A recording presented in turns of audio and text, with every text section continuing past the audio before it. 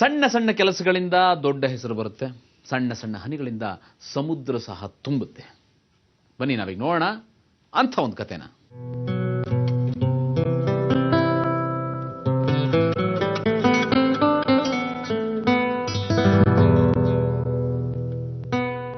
ಇದು ಪ್ರಪಂಚದಲ್ಲೇ ಅತೀ ಚಿಕ್ಕದಾದ ಖುರಾನ್.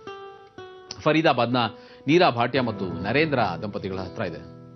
ನೀರಾ ಭಾಟಿಯಾ ಅವರು ಮದುವೆಯಾಗಿ ಬರುವಾಗ ಅವರ ತಂದೆ ಇವರು ಕೊಟ್ರಂತೆ. ಅವರ ತಂದೆಗೆ ಅವರ ಮುಸ್ಲಿಂ ಗೆಳೆಯರೊಬ್ಬರು ಕೊಟ್ಟಿದ್ರಂತೆ. ಈ ಖುರಾನ್ ಅವರು ತುಂಬಾ ಕೇರ್ಫುಲ್ ಆಗಿ ಕಾಪಾಡ್ಕೊಂಡು ಬಂದಿದ್ದಾರೆ. ಒಂದ್ಸತಿ ನರೇಂದ್ರ ಅವರು ಟಿವಿಲಿ ನ್ಯೂಸ್ ನೋಡ್ತಿರ್ಬೇಕಾದ್ರೆ ಬೆಂಗಳೂರಿನಲ್ಲಿ ಒಬ್ಬ ಸ್ಮಗ್ಲರ್ ಹತ್ರ ಒಂದು ಖುರಾನ್ ಸಿಕ್ಕಿದೆ, ಅದು ತುಂಬಾ ಚಿಕ್ಕದಾಗಿದೆ ಅನ್ನೋ ಸುದ್ದಿ ನೋಡಿ ಆಗ ನರೇಂದ್ರ ಅವರು ಪತ್ನಿ ನೀರಾ ಅವ್ರಿಗೆ ಹೇಳಿ ತೆಗೆದು ನೋಡಿದ್ರೆ ಇವರ ಬಳಿ ಇದ್ದ ಖುರಾನ್ ಅದಕ್ಕಿಂತ ತುಂಬಾ ಚಿಕ್ಕದಾಗಿದೆ.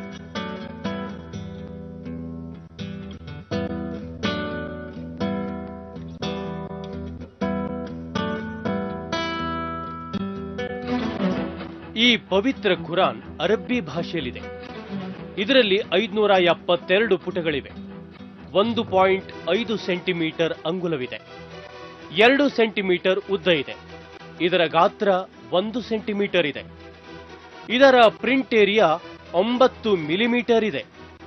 ಉದ್ದದಲ್ಲಿ ಇದರ ಪ್ರಿಂಟ್ ಏರಿಯಾ 16 ಮಿಲಿಮೀಟರ್ ಇದೆ. ಇದರ ಒಂದು ಪೇಜ್ನಲ್ಲಿ 20 ಸಾಲುಗಳಿದಾವೆ. ಒಂದೊಂದು ಲೈನ್ನಲ್ಲೂ 10 ರಿಂದ 12 ಶಬ್ದಗಳಿವೆ.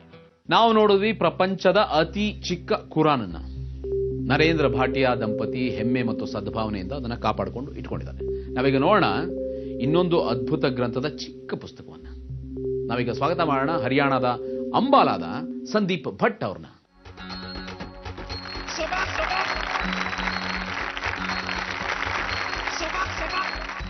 ಸಂದೀಪ್ ಭಟ್ ತಮ್ಮ ಕೈಯಿಂದ ಅತಿ ಚಿಕ್ಕ ಭಗವದ್ಗೀತೆ ಗ್ರಂಥನ ಬರೆದು ದಾಖಲೆ ಮಾಡಿದ್ದಾರೆ. ಪ್ರತಿದಿನ 25 ಶ್ಲೋಕ ಬರೆದು ಒಂದು ತಿಂಗಳಲ್ಲಿ ಈ ಪುಸ್ತಕನ ಸಿದ್ಧಗೊಳಿಸಿದ್ದಾರೆ. ಬನ್ನಿ ನಾವೀಗ ನೋಡೋಣ ಅತಿ ಚಿಕ್ಕ ಶ್ರೀಮದ್ ಭಗವದ್ಗೀತೆ ಗ್ರಂಥವನ್ನ. ಇದರಲ್ಲಿ 151 ಪುಟಗಳಿದ್ದಾವೆ. 726 ಶ್ಲೋಕಗಳಿದ್ದಾವೆ. 18 ಅಧ್ಯಾಯಗಳಿದ್ದಾವೆ.